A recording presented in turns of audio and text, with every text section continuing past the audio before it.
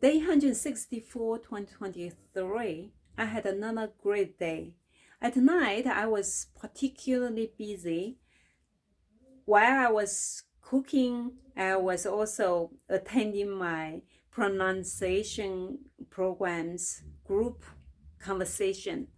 And because this week is the last second week, so the program is going to end soon.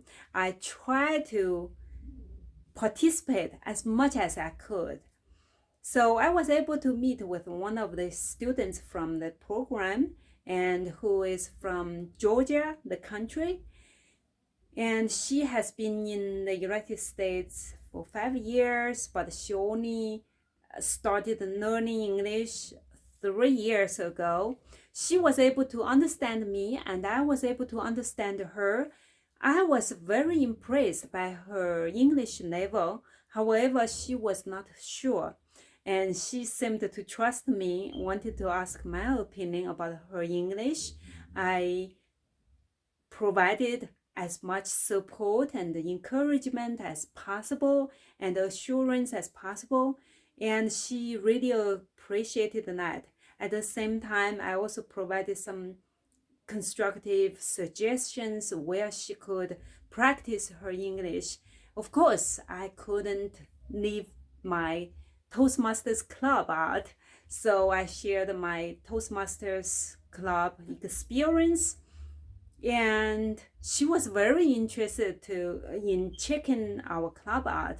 So I'm looking forward to meeting her again at our club meeting this upcoming Sunday. And to me, I think create some connections for people to either people to people connection or people to resource connection, as long as it will help people. I think it's meaningful to spend the extra effort on that. Also, right after that group conversation, I quickly cooked dinner, had dinner, and then I also meet with another student from the same program who was not be able to join most of the group conversations, also the coaching parts, because of his work schedule. So he reached out to me a few days ago and asked me if I was able to help him to practice his spoken English, because he will take a very important TOEFL exam in 10 days. And of course, I said yes.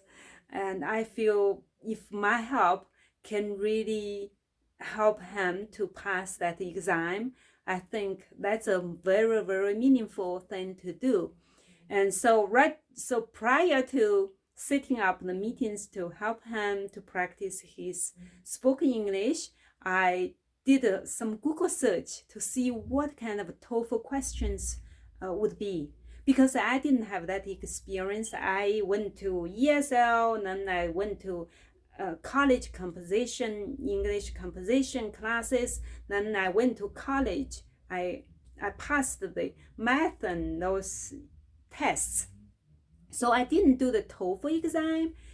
Perhaps I had the level to pass that, but when I was reading the article about Human Genome Project, it's a very long, like 10, 11 paragraphs.